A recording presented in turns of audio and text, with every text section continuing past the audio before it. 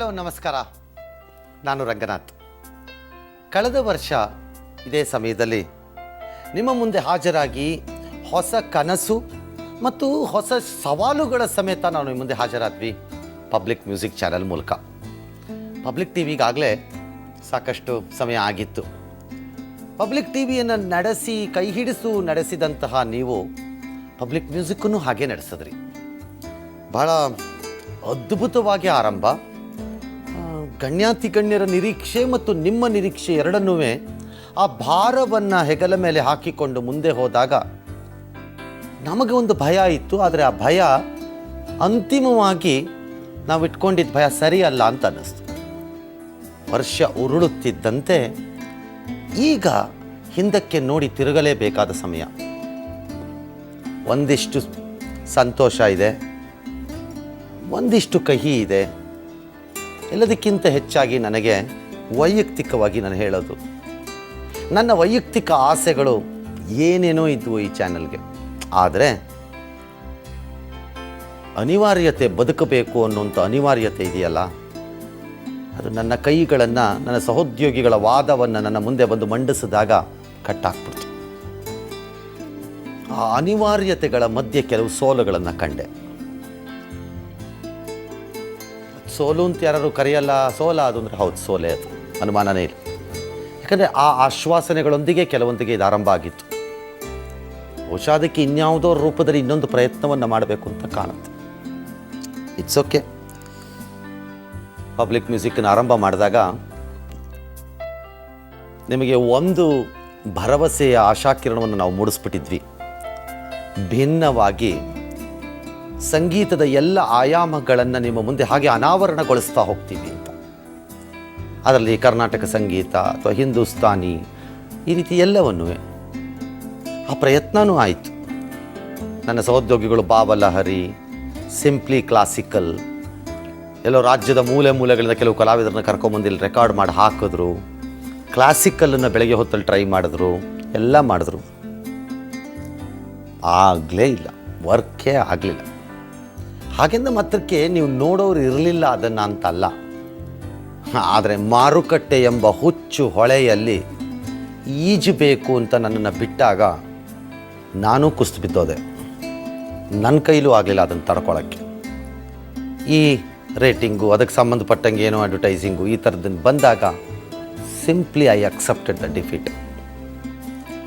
ಅಂತಹದೇ ಮಗದೊಂದು ಪ್ರಶ್ನೆ, ಕೆಲವು ಬೇರೆ ಭಾಷೆಯ ಹಾಡುಗಳನ್ನು ಹಾಕಿದಾಗ ಅದರಲ್ಲೂ ಸಾಮಾಜಿಕ ಜಾಲತಾಣದಲ್ಲಿ ಭಾಳ ಉಗ್ರವಾದ ಟೀಕೆಗಳಿಗೆ ಗುರಿಯಾಗಿದ್ದೀವಿ. ಆ ವಿಚಾರದ ಒಂದು ಸಣ್ಣ ವಿವರಣೆಯನ್ನು ನಾನು ಕೊಡೋಕ್ಕೆ ಇಷ್ಟಪಡ್ತೀನಿ. ಅದನ್ನು ಹಾಕಿದ್ದಕ್ಕೆ ಕನ್ನಡ ಭಾಷೆದು ಮಾತ್ರ ಹಾಕಬೇಕಾಗಿತ್ತು ಅನ್ನೋದೊಂದು ಇತ್ತದು.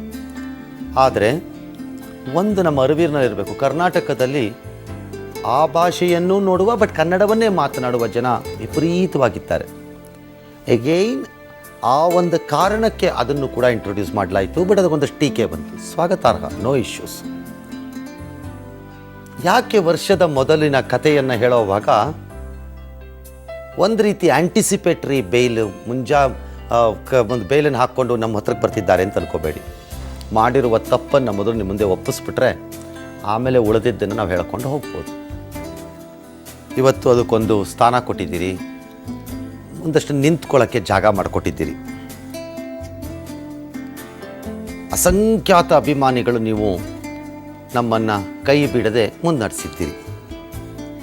ದಿನದ 24 ಗಂಟೆ ಹಾಡುಗಳನ್ನು ಹಾಕಬೇಕು ಅಂತಂದಾಗ ಅಷ್ಟು ಸುಲಭದ ಕೆಲಸ ಅಲ್ಲ ಅದು. ಮೇಲ್ನೋಟಕ್ಕೆ ಯಾವುದೋ ಹಾಕ್ತಾ ಇರ್ತಾರೆ ಸುಲಭವಾಗಿ, ಪುಕ್ಕಟೆ ಸುಮ್ಮನೆ ಅಂತ ಅನ್ಕೋಬೇಡಿ ನೀವು. ಸಾಧ್ಯ ಇಲ್ಲ ಅದು. ಇಟ್ಸ್ ನಾಟ್ ದಟ್ ಈಸಿ, ಅಷ್ಟು ಸುಲಭ ಅಲ್ಲ ಅದು. ಹಲವಾರು ರಾಜ್ಯವ್ಯಾಪಿ ಒಂದಷ್ಟು ಕಾರ್ಯಕ್ರಮಗಳನ್ನು ಆಯೋಜಿಸಿದ್ರು.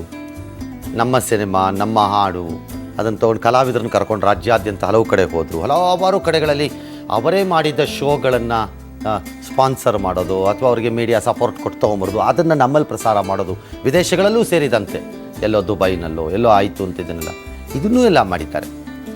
ಅಂದರೆ ಅರ್ಥ ಭಾಳ ಸರಳ. ಇತಿಮಿತಿಗಳ ಒಳಗೆ ಪಬ್ಲಿಕ್ ಮ್ಯೂಸಿಕ್ ತನ್ನ ಕೆಲಸ ನಿರ್ವಹಿಸಿದೆ. ಹೇಳಿಕೊಳ್ಳುವಾಗ ನಾವು ಆರಂಭದಲ್ಲಿ ಇನ್ನೊಂದು ಚೂರು ಎಚ್ಚರಿಕೆಯಿಂದ ಹೇಳಬೇಕಿತ್ತೇನೋ ಅನಿಸುತ್ತೆ. ಆ ಒಂದು ಕೊರಗು ನನ್ನನ್ನು ಬಹುಶಃ ವರ್ಷ ಉರುಳಿದ ಮೇಲೆ ಕಾಡ್ತಾನೆ ಇರುತ್ತೆ.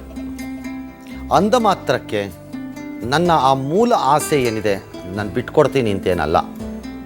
ಯಾವತ್ತೂ ಒಂದು ದಿನ ಅಂತಹ ಕೇಳುಗರಿಗೆ ಅಂತಹ ಸಂಗೀತವನ್ನು ನಾವು ಆಲಿಸಬೇಕು, ಸಂತೋಷ ಪಡಬೇಕು ಅಂತ ಇಚ್ಛೆ ಪಡುವವರಿಗೆ ಒಂದು ಜಾಗವನ್ನು ಕಲ್ಪಿಸ್ತೀನಿ. ಯಾಕೆ ಅಂದರೆ ಅದು ನನ್ನ ವೈಯಕ್ತಿಕ ಆಸೆ. ಯಾರು ಏನಾರು ಹೇಳಿದ್ರು ಅದು ಆಗತ್ತದು. ಹೆಂಗಾಗತ್ತೆ, ಯಾವಾಗ ಮಾಡ್ತೀವಿ ಅನ್ನೋದು ಮಾತ್ರ ಗೊತ್ತಿಲ್ಲ ಅಷ್ಟೆ. ಏನ್ಯಾವ ವರ್ಷ ಮುಗಿದ ಮೇಲೆ ನಿಮ್ಮ ಮುಂದೆ ಹಾಜರಾಗುವಾಗ ಇದು ವರ್ಷದ ಸಂಭ್ರಮ. ಇದಕ್ಕೋಸ್ಕರ ಹಲವಾರು ಕಾರ್ಯಕ್ರಮಗಳನ್ನೆಲ್ಲ ಹಮ್ಮಿಕೊಂಡಿದ್ದಾರೆ. ಅವನ್ನೆಲ್ಲ ನಿಮಗೆ ತೋರಿಸ್ತಾರೆ. ಪಬ್ಲಿಕ್ ಟಿ ವಿ ಕುಟುಂಬಕ್ಕೆ ಬಂದು ಸೇರಿಕೊಂಡಂತಹ ಪಬ್ಲಿಕ್ ಮ್ಯೂಸಿಕ್ ನಾವು ಅಂದ್ಕೊಂಡಿದ್ದಕ್ಕಿಂತ ಚೆನ್ನಾಗೇ ಇದೆ. ಅಂದ್ಕೊಂಡಿದ್ದಕ್ಕಿಂತ ಇನ್ನೂ ಚೆನ್ನಾಗಿರ್ಬೋದಿತ್ತು. ಅದಕ್ಕೆ ಜಾಗನೂ ಇತ್ತು. ಆದರೆ ಅದಕ್ಕೆ ಅದೇ ಕಾರಣಗಳಿವೆ. ಆ ಕಾರಣ ಇಲ್ಲ ಅಂತ ನಾನು ಹೇಳಲ್ಲ. ಕೆಲವು ಸರಿ ಕೆಲವನ್ನ ನಮ್ಮ ಕನಸುಗಳನ್ನು ಸಾಕಾರಗೊಳಿಸಲಿಕ್ಕೆ ಹೋದರೆ ವ್ಯವಸ್ಥೆ ಅದಕ್ಕೆ ಜಾಗನೇ ಮಾಡಿಕೊಡಲ್ಲ ಅನ್ನಿಸ್ಬಿಡುತ್ತೆ. ವ್ಯವಸ್ಥೆಯ ವಿರುದ್ಧವಾಗಿ ಹೋಗ್ಬಿಡೋಣ ಅಂತ ಹೋದರೆ ಪಬ್ಲಿಕ್ ಟಿ ವಿ ಸ್ಟಾರ್ಟ್ ಆದಂಗೆ. ಒಂದು ರೀತಿ ವ್ಯವಸ್ಥೆಯ ವಿರುದ್ಧವೇ ಪಬ್ಲಿಕ್ ಟಿ ವಿ ಸ್ಟಾರ್ಟ್ ಆಗಿದ್ದಿದ್ದದು. ಆ ನೋವು, ಸಂಕಟ, ಅಪಮಾನಗಳು, ಅವಮಾನಗಳು, ಆ ಮಾತುಗಳು, ಆ ಕೊಂಕುಗಳು, ಆ ಚುಚ್ಚೋದು, ಆ ಎಲ್ಲದರ ಮಧ್ಯೆ ಪಬ್ಲಿಕ್ ಟಿ ವಿ ಸ್ಟಾರ್ಟ್ ಆಗಿದ್ದಿದ್ದು. ಆದರೆ ಈ ಪಬ್ಲಿಕ್ ಮ್ಯೂಸಿಕಲ್ಲಿ ಅದೇ ರೀತಿ ವ್ಯವಸ್ಥೆ ವಿರುದ್ಧನೇ ಹೋಗೇ ಬಿಡೋಣ, ಅದು ಏನಾಗತ್ತೆ ನೋಡೋಣ ಅಂತಂದರೆ ಬಿದ್ದೋಗ್ಬಿಡುತ್ತೆ ಅನ್ನೋ ಭಯ ಬಂತು. ಹಾಗಾಗಿ ಒಂದು ಹೇಳ್ತೀನಿ, ಸ್ವಲ್ಪ ಮಟ್ಟಿಗೆ ನಾವು ಈಗ ಒಂದು ವರ್ಷ ಆದಮೇಲೆ ನಿಧಾನವಾಗಿ ಈಗ ಎದ್ದು ನಿಂತು ತೆವಳುತ್ತಾ ಇದ್ದವ್ರಿಗೆ ನಿಂತು ಹೆಜ್ಜೆ ಹಾಕೋ ಸ್ಟೇಜ್ ಬಂದಿದೆ ಅನಿಸುತ್ತೆ. ಸ್ವಲ್ಪ ಕಾಲ ಕಳೆದ್ರೆ ಇದು ತನ್ನ ಕಾಲನ್ನು ತಾನು ಭದ್ರವಾಗಿ ಊರ್ಕೊಳ್ಳೋಕ್ಕೆ ಸಾಧ್ಯ ಆಗುತ್ತೆ. ಅದಾದಾಗ ಮತ್ತೆ ನನ್ನ ಕನಸುಗಳಿಗೆ ಚಿಗುರೊಡೆಯುತ್ತೆ, ಮತ್ತೆ ನಮ್ಮ ಕನಸುಗಳನ್ನು ಜಾರಿಗೆ ತರಕ್ಕೆ ಜಾಗ ಸಿಕ್ಕತ್ತೆ. ಆಗ ಮಾರುಕಟ್ಟೆ ವ್ಯವಸ್ಥೆ ಬರಲ್ಲ. ಅಂತ 1 ಗಂಟೆ ಕಾಲ ಹೋದ್ರೋಯ್ತು ಅಂತ ಬೇಕಾದ್ರೆ ಬಿಟ್ಬಿಡೋ ಸ್ಟೇಜ್ ಬರ್ಬೋದು. 2 ಗಂಟೆ ಕಾಲ ಒಂದು ದಿನದಲ್ಲಿ ಹೋದ್ರೋಯ್ತತ್ತ ಕಡೆಗೆ ಅದಕ್ಕೆ ರೇಟಿಂಗ್ ಬರುತ್ತಾ ಬಿಡುತ್ತಾ ಹೂ ಕೇರ್ಸ್ ಅಂತ ಬೇಕಾದ್ರೆ ಬಿಟ್ಬಿಡ್ಬೋದೇನೋ. ಬಟ್ ಅದಕ್ಕೆ ಬೇಕಾಗಿದ್ದೊಂದು ಬುಡ ಮಾಡ್ಕೊಳ್ಳೋದು ಒಳ್ಳೆಯದು ಅನ್ನಿಸ್ತು.